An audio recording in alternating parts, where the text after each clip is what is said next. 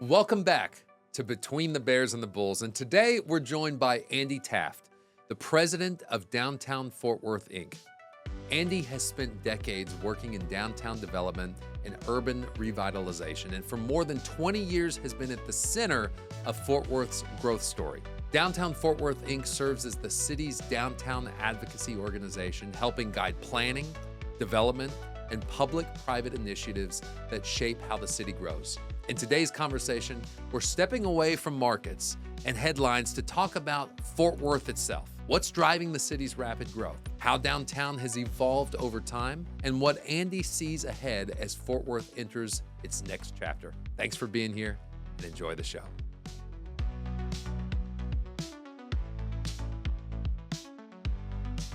Andy, thank you so much for joining us Between the Bears and the Bulls. This is going to be a fun discussion today. Yeah, my pleasure. We appreciate it. And I don't know if you remember this. So we actually first kind of got to know each other. It was a decade ago because there was something called Toast of the Town.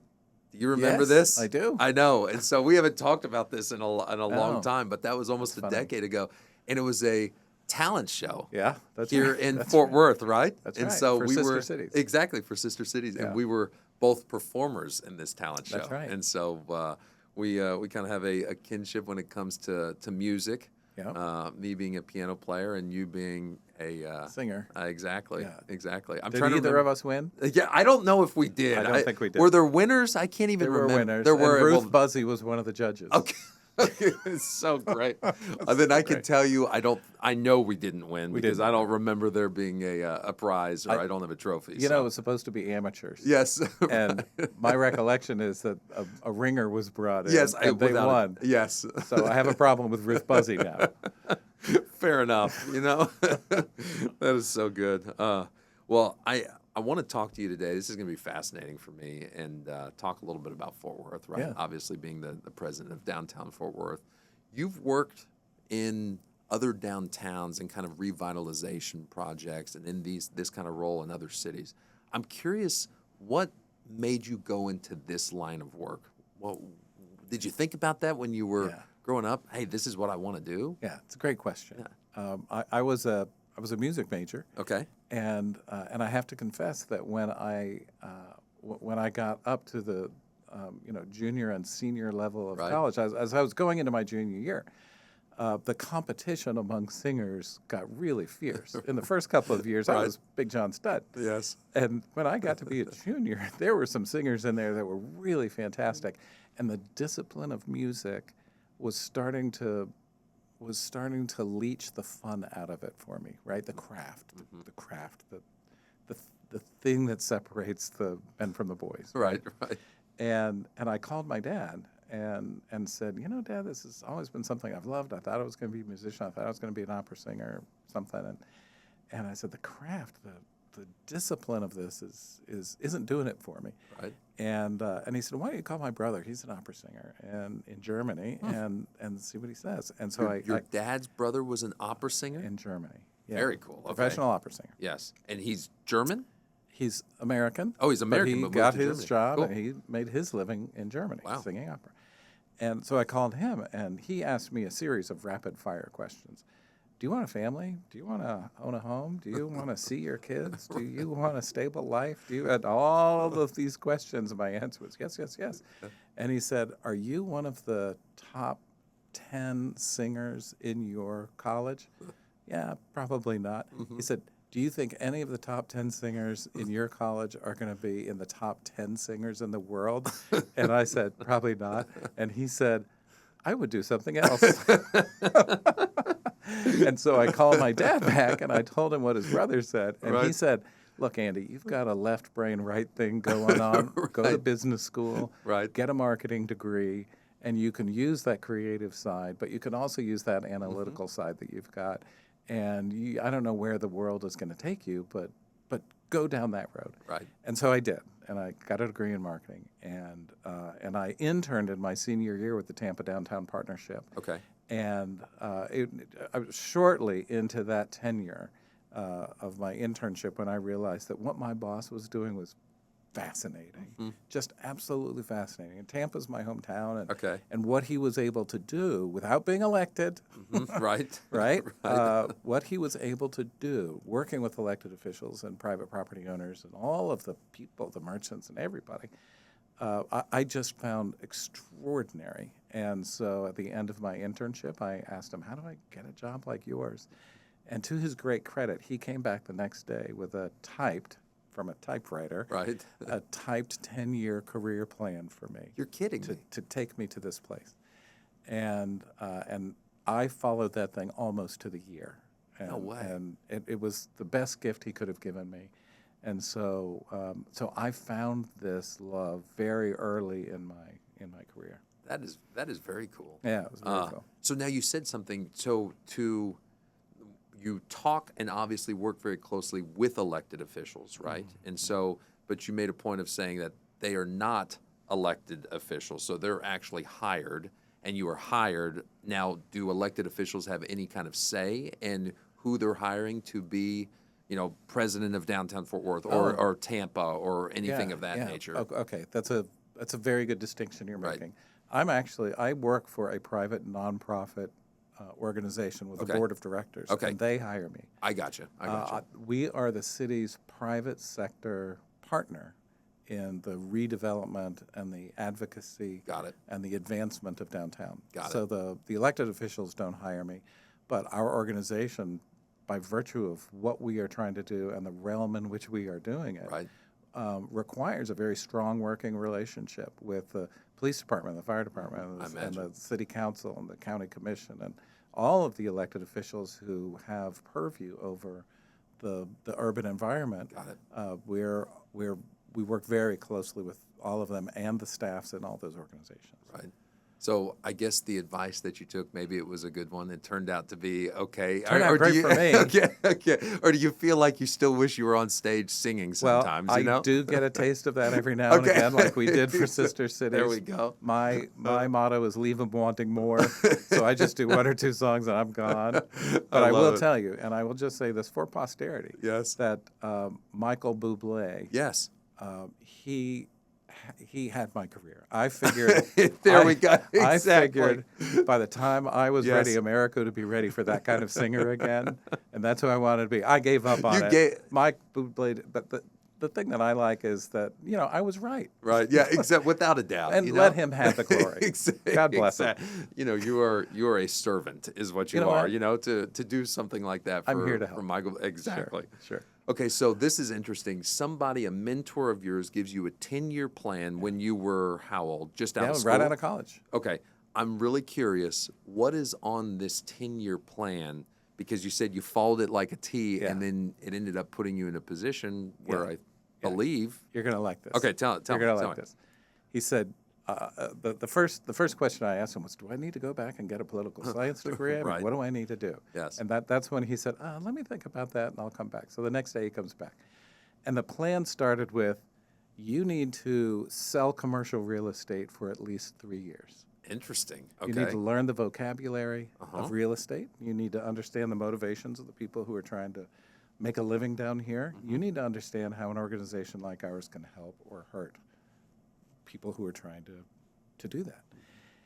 And you will either make so much money in commercial real estate that you stay in commercial real estate, Right. or you will want to continue this path that you're on. So it had a T, right? Gotcha. And so he ended up going to the Grubb & Ellis office, and when I graduated, and he hired me at Grubb & Ellis because of the 10-year plan. Wow. And I was there for 3 years, and I got out of the commercial real estate in the early 90s in Tampa, Florida, by the skin of my teeth, not owing on the draw. Okay, that works, right? I got out. I paid off the draw, and I was close to staying in commercial real estate, but that deal blew up. So I went down the other path because I had met a beautiful woman that I wanted to marry, and the stars aligned. The new head of the downtown organization knew about my 10-year plan. Perfect. And he called me in, and he hired me. And in fact, that was Jim Clore, who was the head of the Downtown Dallas Association for 10 years, was hired in Tampa. And so he hired me, another unbelievable mentor, and so that the career plan said, you will be the marketing director for a downtown organization after learning real estate for 3, 4, 5 years. And then you're going to want to do things your boss doesn't want to do, and that's when you know it's time to go. There we go. To a smaller city Right. where you're going to get beat up and you're going to learn things, and then you'll go to a larger city. Yes. And at year 4, Jim Clore called me into his office and said, Andy, we're butting heads, and it's probably time for you to move on. Get out of here. It's time for you to sit in the number 1 chair and understand why I'm doing what I'm doing. Exactly. And why I shouldn't be doing what you want to do. Right? Yes. And so he, again, to his great credit, spent a year with me, sending me on interviews, because every headhunter in the world would call this guy. Right. And he would always say, if you're looking for a number 2, ready to step up to number 1, you ought to talk to this guy. And he would say, this isn't where you want to go. No. That's not where you want. But the interview experience will be good, and you never know. course. Maybe you'd like It to doesn't go. hurt. So one after the other, he would help me through this process for a year, And when Shreveport, Louisiana called, he said, this is it. This is the one you want, for a variety of reasons, which all proved to be true, including what an amazing opportunity for a number 2 going into a number 1 position, and just great people and all kinds of opportunities with the casinos. And it was on fire at that point. And so I was hired by Shreveport, and I headed up their Downtown Development Authority for 6 years. Had an amazing time. And then Fort Worth came calling, and Ken Devereaux, who was the head of Downtown Fort Worth Inc. for 20 years, put my hat in the ring, because he was another mentor. He was a phone mentor of mine. Yes. I would call him and ask, because he knew Shreveport. What would you do, and how would you do this, and that kind of thing. So he tossed my hat in the ring, and that's how I ended up in Fort Worth. So after 6 years in Shreveport, came here to Fort Worth, and that was 2003. That's right. Came here. That's right. It's amazing to think about. You've been in the position now for a little over 20 years. Yeah. Right? That's right. What did Fort Worth, because I moved to Fort Worth in 2010. Okay. And since 2010, I don't even recognize it. I can't even imagine what it looked like in 2003. But what was Fort Worth and downtown Fort Worth like when you came from Shreveport at that time? Yeah. Downtown Fort Worth didn't have a few of the major buildings on the skyline that it has today. Yes. Johnny Campbell had just come to Sundance Square, to the Bass organization, and he was and is a hard charger, maybe one of the handful of people in that industry that I would put at the cream of the crop, right? The top 1%. And he was just he was going through Sundance Square, re-merchandising, had a beautiful plan and an execution strategy for it, and was turning Sundance around, and not too long after that was given the responsibility for the towers, and then melded that into this really cohesive machine, right, that worked very, very well. And so Sundance was ascending. Fort Worth was one of the fastest growing cities in the country even then. Even then, okay. Yeah, and I will tell you that when I first came over here, and my wife and I were looking for a house, I think the first house we went to with our broker, knocked on the door. The woman of the house opened the door to show us the house, and said, "Oh, what? You're moving to Fort Worth. Oh, honey, you are going to love Fort Worth. And what do you do?" I'm going to be the head of the downtown Fort Worth Inc. And she went, "Oh my gosh, you are going to love this town," right? So there was an energy in Fort Worth. For sure. And you can feel it today, right? Absolutely, You can feel you it. can. There's You a definitely can. remarkable civic pride, right, in Fort Worth, really. A lot of cities have the civic pride they don't deserve. I think Fort Worth deserves the ego, the civic ego that we have. Yes. With, tempered by Western humility, right? It's just really a great Midwestern sensibility. Right. This whole West 7th Street area was a bombed-out mess, with the exception of the museums. Yeah. West 7th Street was nothing. The near South Side was limping along, right, with no momentum whatsoever, and a small group of people that had a vision. The whole Panther Island thing was not even a glimmer. Was a glimmer. It was a glimmer, and we'll get back to that if you want to. Yes. But it was a glimmer. The Stockyards was kind of trudging along. Had been trudging along the way it had for a while. But downtown was this kind of rock star. It was really coming along, and so fast forward to where we are today, and those areas around downtown are just Booming. killing it, Right. booming. And Panther Island's going to be unbelievable, 30 years from now. I mean, just unbelievable. That will redefine what Fort Worth, Texas means to the world, as will Texas A&M. Interesting. And what's happening in the southeast quadrant of downtown.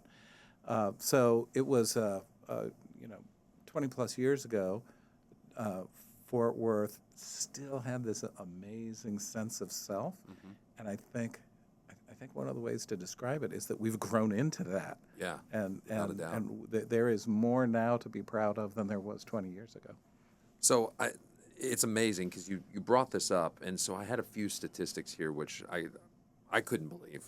So Fort Worth has now surpassed 1 million residents, making it one of the fastest, like you said, growing large cities in the U.S. So among the 30 largest U.S. cities, Fort Worth has ranked number 1 in population growth since 2020. I couldn't believe that.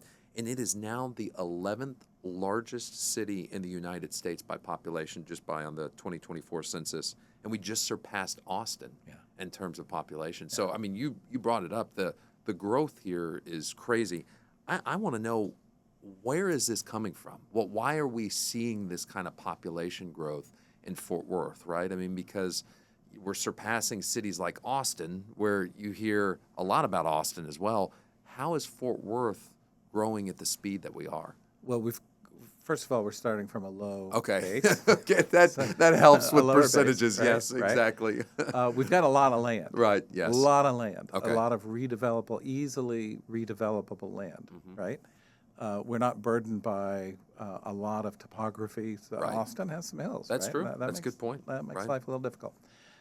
We have a very diversified economy now. That was not true 30 years ago, or 40 or 50 years ago. It was just oil and gas Yeah, back at, I mean, we were, with the exception of the bomber plant and a couple of other industry clusters, it wasn't that diversified. It's very diversified now strategically. I mean, the Chamber of Commerce over the years in the city and the county have been very diligent about diversifying the economy, and that's a long-held strategic direction for the community.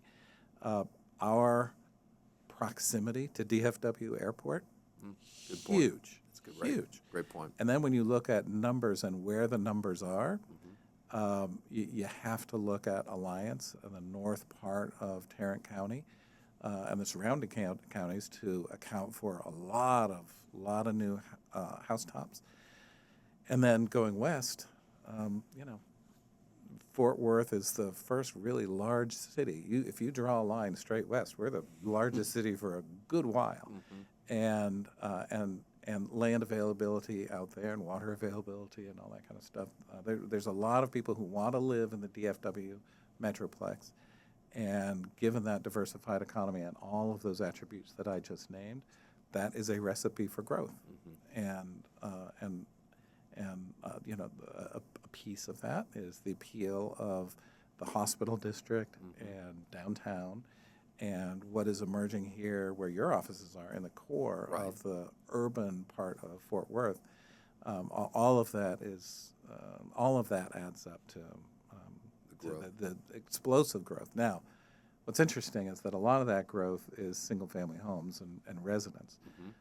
Where we, I think, have an opportunity to fill a hole or a shortcoming of Fort Worth is that we haven't been as successful recruiting large corporate headquarters. Okay.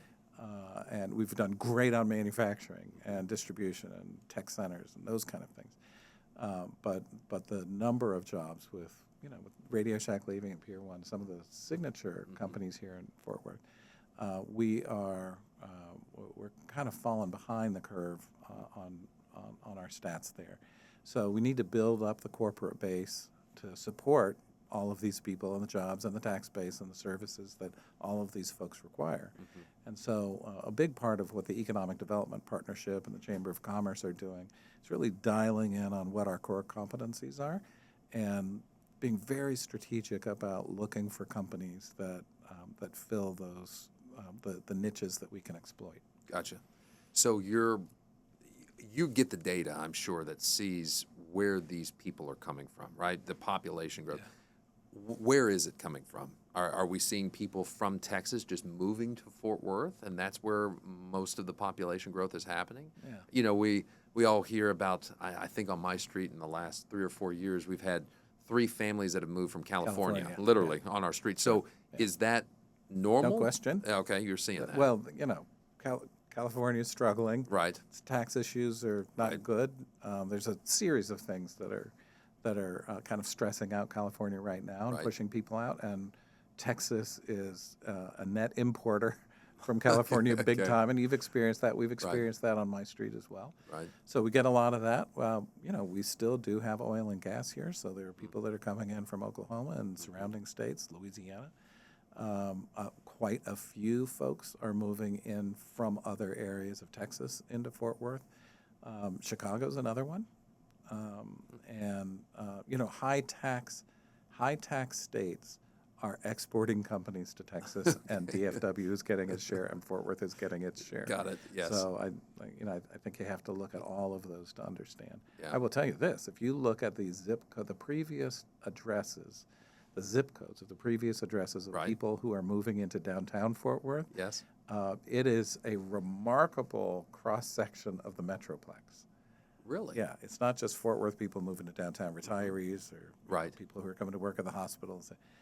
Well, we have their share, but if you were to look at a map, or better yet, if you are a developer looking at a map and saying, where are the people who want to live in downtown Fort Worth coming from, it is a speckle all around the Metroplex. Interesting. Yeah. So we lived in downtown Fort Worth for almost 5 years.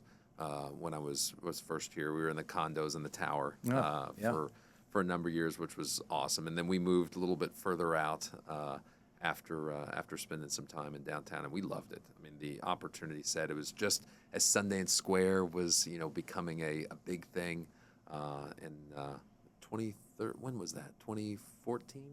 When did Sundance Square, the Plaza?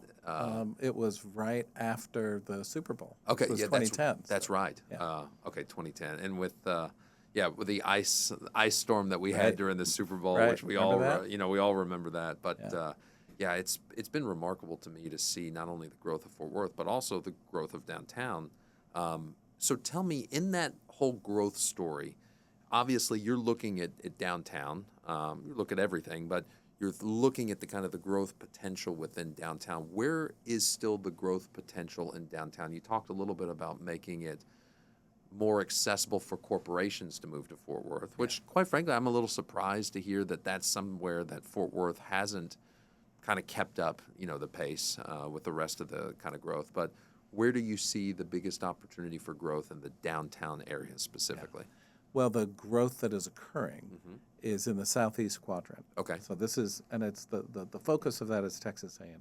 All right. And what they have committed to doing, what they're doing, and what they've committed to doing, and are looking at in the future. So, in the southeast quadrant, there's about $1.5 billion, close to $2 billion worth of development that is either under construction right now, or about to break ground, or being planned for the next handful of years. Amazing. Yeah, $2 billion. That's for a downtown Fort Worth size.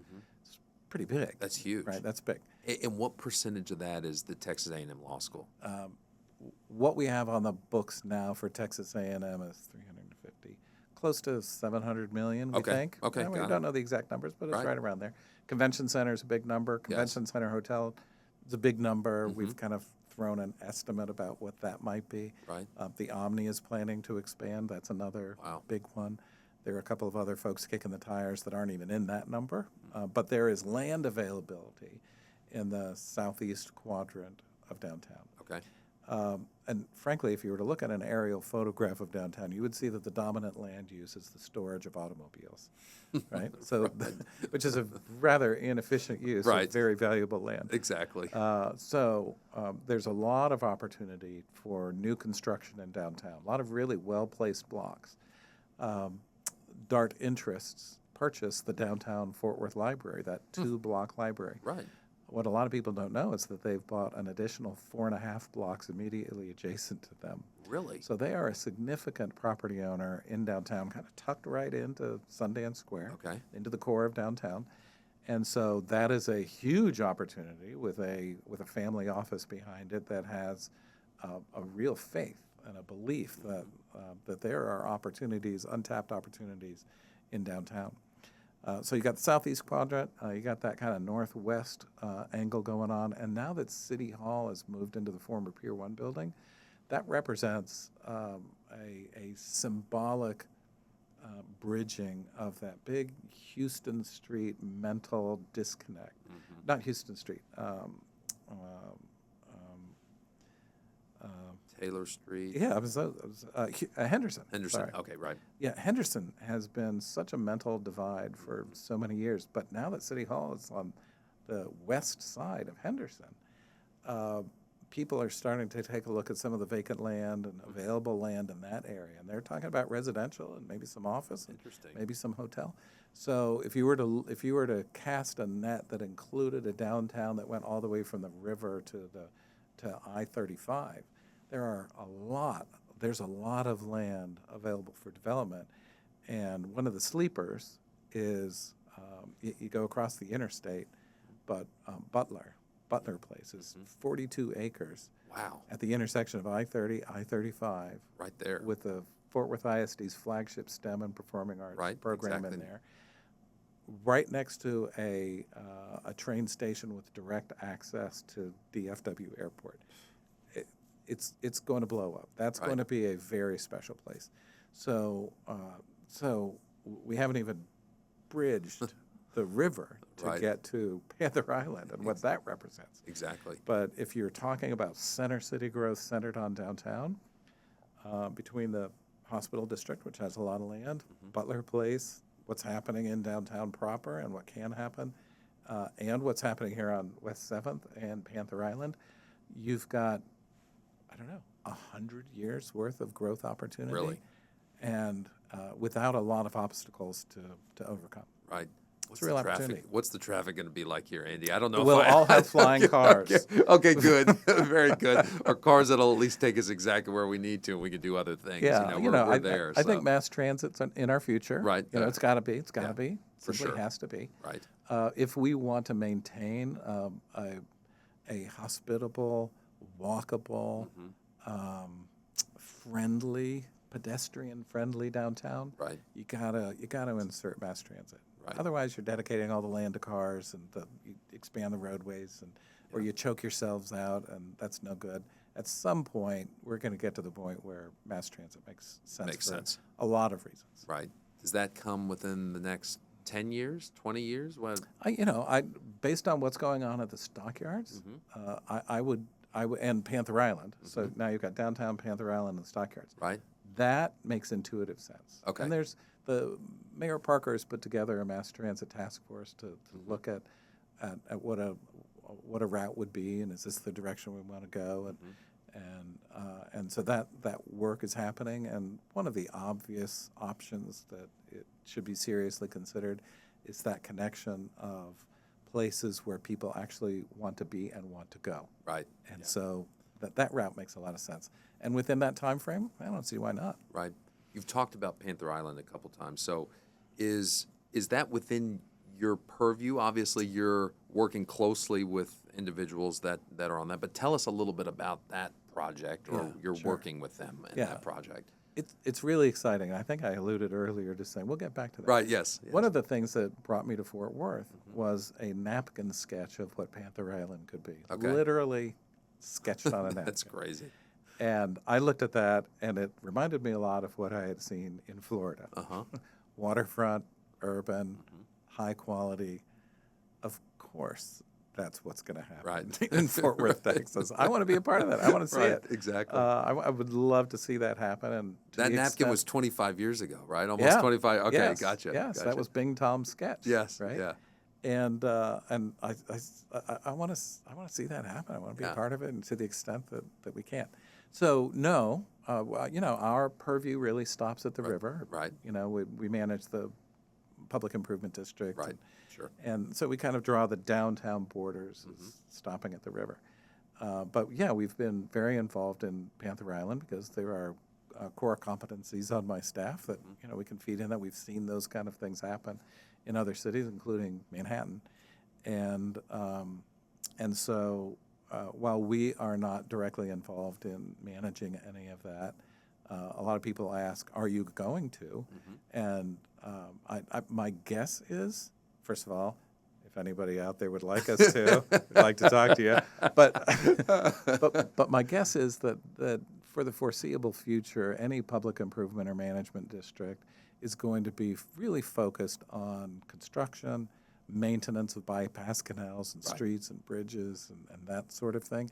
And it'll be quite a while before Panther Island emerges as a place that needs the granularity of management that we provide. Gotcha. And our core expertise right now, that core expertise exists in the city and in the water district, right? And they're going to be doing some serious heavy lifting, and will for years. Right. And so as Panther Island evolves, maybe there would be an opportunity for DFWI to get involved. Gotcha. One of the things that you brought up early on, which I want to highlight because I think that's really what makes Fort Worth so cool, is the culture here, right? It has a unique brand, a unique culture. Obviously, when you see this explosion of growth, I mean, this happens in companies too, right? You have a great company, it's a smaller company with awesome culture, you grow, and then it just so happens you kind of lose some of that because the company gets too big, right? And so we see it all the time in financial firms, we see it all the time in other companies. How has Fort Worth, and I think that Fort Worth hasn't lost anything over the course of the last, 20 years that I've been here. If anything, I think it's only made it more unique, and we've kind of continued to dive into this. But how has Fort Worth grown the way that we have to where we're the fastest growing city in the last 5 years, but still maintain that culture that I think is what makes us so special? Yeah. Is that something you think about? Yeah. Okay. Yeah. So it's a great question. The growth, the massive growth that shows up in the statistics hasn't happened really inside the loop. Okay. Right. Got it. For the most part, we've had a lot of apartment construction. I see. Which has added to numbers inside the loop. Right. But single-family homes, not that many, right? So the culture inside the loop, which is Old Fort Worth, right, and it's the western part of the experience. That culture has been carefully curated for generations, right? Series of strategic investments and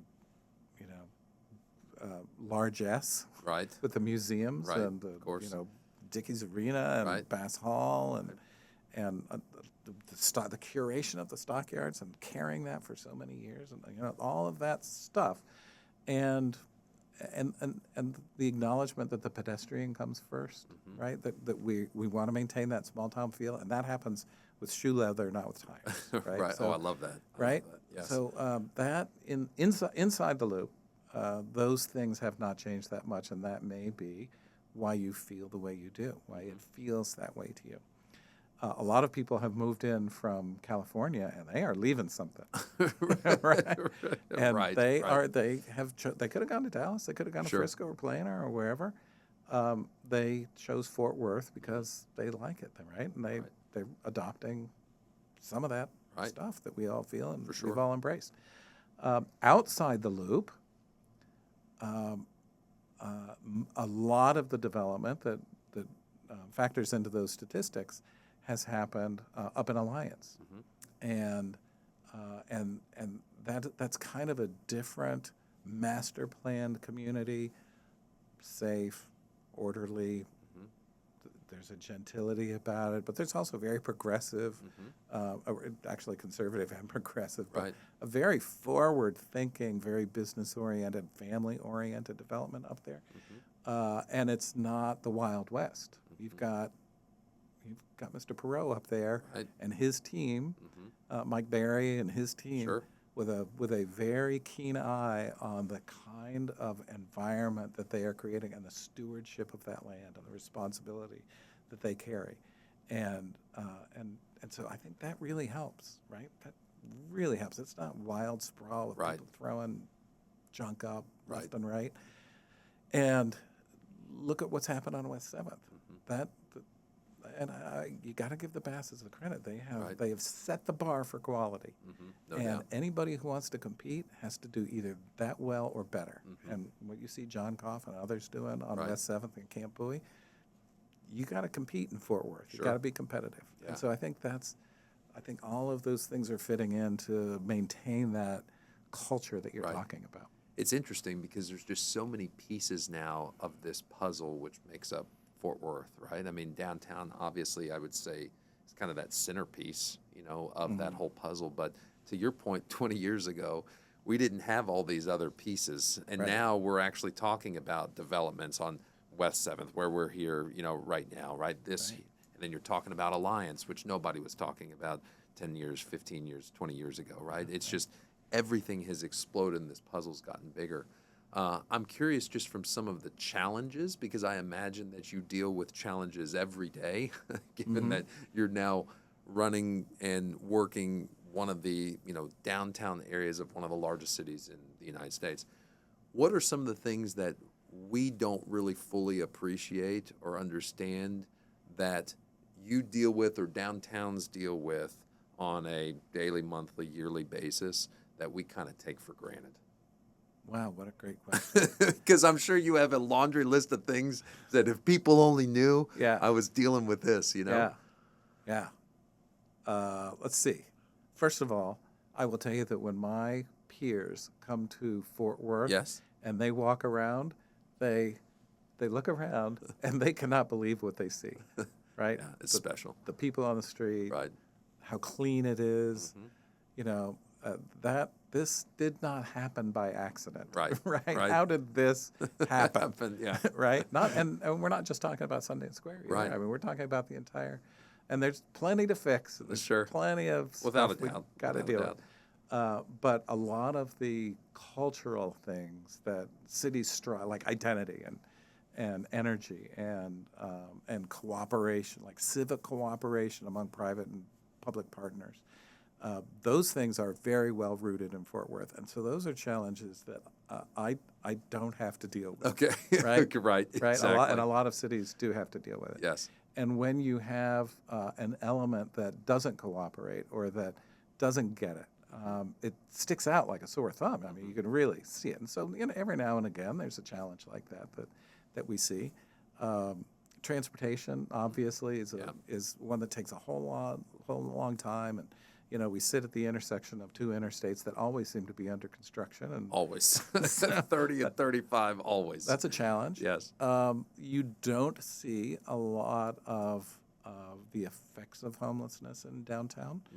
There are plenty of homeless people in Fort Worth, and so those are challenges. And we've fielded a team working with the Homeless Commission and others. We've fielded a team out on the street who are working with homeless people one-on-one to address their needs. And so we have a very clear strategy about how we address homelessness and the byproducts of homelessness both in Fort Worth, but specifically in downtown. And so those would be a few of the things that people who are coming in to work or to dine in downtown, Right.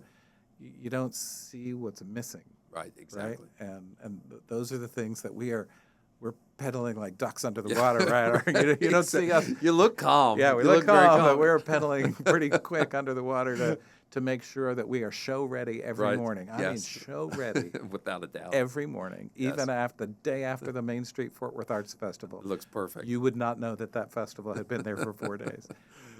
We are working really hard to make sure that when people come downtown, they have an amazing experience and they leave thinking that's the way an American downtown should be. Yeah, it really is special. I gotta be honest here with you. When I didn't know a lot about Fort Worth when I came here, so when I looked at different opportunities and companies to come start building my practice, I knew I wanted to be in DFW. I'm from Corpus Christi, but didn't necessarily know a lot about Fort Worth and really even Dallas. But I'd always told myself, oh, I'll live in Dallas. I thought that was what you would do, and an opportunity was here in Fort Worth. And I told myself at that time, I said, well, you know what? I'll take the opportunity there, but eventually I'll move over to Dallas where I want to be.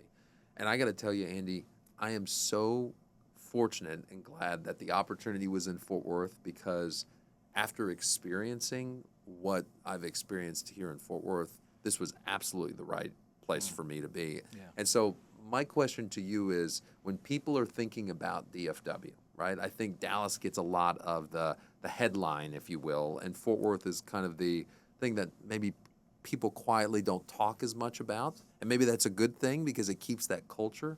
But what is your pitch to somebody to say why downtown Fort Worth, and I kind of believe it and I see it, but downtown Fort Worth is even better than downtown Dallas, right? Because we've got to have a little rivalry here, right? The Fort Worth and Dallas, as you well know, we've got that rivalry. Even though we both didn't grow up here, there definitely still is that. Yeah. But what's your pitch as to what makes the downtown Fort Worth so special versus a downtown Dallas? Yeah,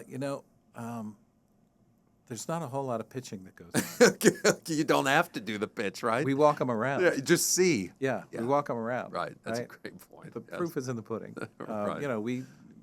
We host people in the conference room. We Right. take them through a slideshow. We tell them what's going on. Their head explodes. Yes. And then we walk. Well, first of all, they've already walked around. Right. Of course. They've done their work. Yes. They've walked around, and they want to know, how is this possible, right? And so, what we do, for the most part, is we explain the pedaling under the water. Right, I got you. And all of the infrastructure, human and otherwise, that it takes to create a curated urban experience like people experience here. Right. Right.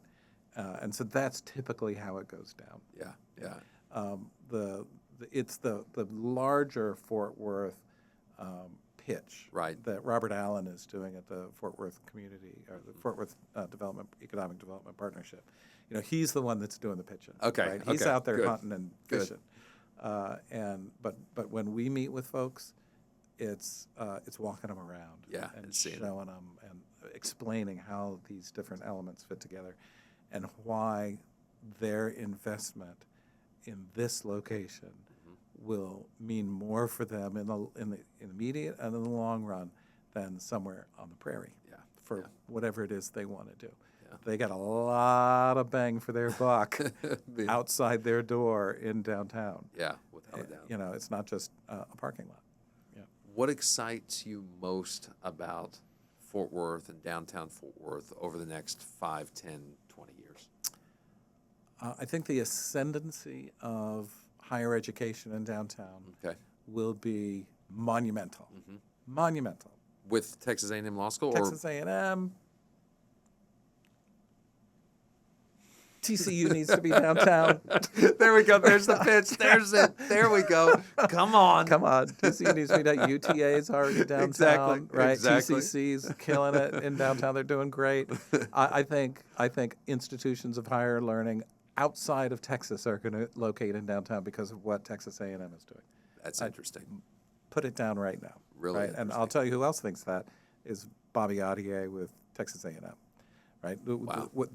What is happening now, the curation of that innovation district is going to be appealing, and we've got land. So, depending on how all this unfolds, the ascendancy of higher education as a legitimate economic driver and land use in downtown is very, very exciting.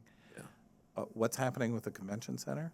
Also very exciting. Convention center is our big drawing card to invite people to come to town and experience downtown Fort Worth for the first time. And these people come in and they look around and go, wait a minute, why is this not on my radar? Right. And so we get attention that way. Panther Island is extraordinarily exciting. Again, I think it changes the definition of Fort Worth, Texas. The mass transit that we've got to the airport, that connectivity and how that continues to bring people in. And if you look at the growth chart of ridership, just up 24% last year. I mean, wow, crazy. Big numbers. Just really great. And Butler, I think, has an opportunity to be something very special, very special. So all of those add up. And I completely forgot the ascendancy of residential as a land use. The more people we have in downtown 24 hours a day, the more eyes and ears on the street, For sure. the more voters in downtown, the people who care, Right. And who are going to insist on a high urban quality of life. All of those things combine to make for a very, very exciting foreseeable future. Yeah, it's fun to be here, and Yeah. I want you to know this has been really awesome for me. Is this to it? Can you believe it? Okay. I know I'm sitting here and I'm like, I could listen and have this conversation for another hour. I mean, Yeah, it's been really special, and so I want to finish on this last question. So. Okay. Let's assume that somebody's coming to Fort Worth, downtown Fort Worth. What is going to be the spot you tell them they have to go check out? Here's the restaurant you got to go see. Here's what it is that you need to go experience. I'm there for a night. What do I do? Downtown Fort Worth, what's your spot right now? Yeah. Okay. Here's the tour. Okay, give it to me. I need to hear this. This is for everybody who's not a Fort Worth resident yet. Yeah. Okay. Here are the must-sees. Okay, let's see it. Bass Hall. For sure. Got to see it. Yep, Got to see the water gardens. absolutely. It's Yeah. super cool. Got to see the water gardens. And it's going to be improved. And Yes. as Lancaster grows and the convention center and A&M, you got to see it. Right? Yes. You got to see it. You got to see the plaza. Got to see Sundance Plaza. It's beautiful. It really is. But in 3 years, Yes. you're going to want to see what we do with Paddock Park and Heritage Park. Okay. We've raised so far $47 million Wow. quietly. I was going to say very quietly. Yeah. I've not heard that. Yeah, no. You heard it here. Yeah, exactly. Now I know. Mayor Parker has been very helpful, but we've raised $47 million. Wow. We are going to completely redo that almost 2-acre grass median just to the north of the courthouse Okay. and turn that into a spectacular public space. Amazing. And we're going to reopen Heritage Plaza, and we're going to build a elevated quarter-mile winding canopy walk down the bluff all the way to the river with a set of amphitheater river stairs at the bottom. Oh, super that cool. will eventually tie into a pedestrian bridge that goes across the river to Panther Island. We hope that the construction numbers come in this summer close to where we Yes. thought they would come into with all the escalations. But I think in 3 years that'll be open, and that will be and the storytelling opportunities. Huge. It's Heritage Park, right? We're going to roll Heritage Park from like the founding of the fort, which is why Right. it's called Heritage Park. We're going to roll it about 230 million years into the past when Fort Worth was south of the equator and under the ocean, and be able to tell all those stories, including the American Indian story, That is so cool. here in Fort Worth, in the place where these things happen. That's So I would put that one on the list in a couple of years. for sure. Andy, thank you so much. We sincerely Yeah, appreciate it. hey, This was a my blast. pleasure. Thanks Yeah. for having me. Thanks again. Yeah, you bet.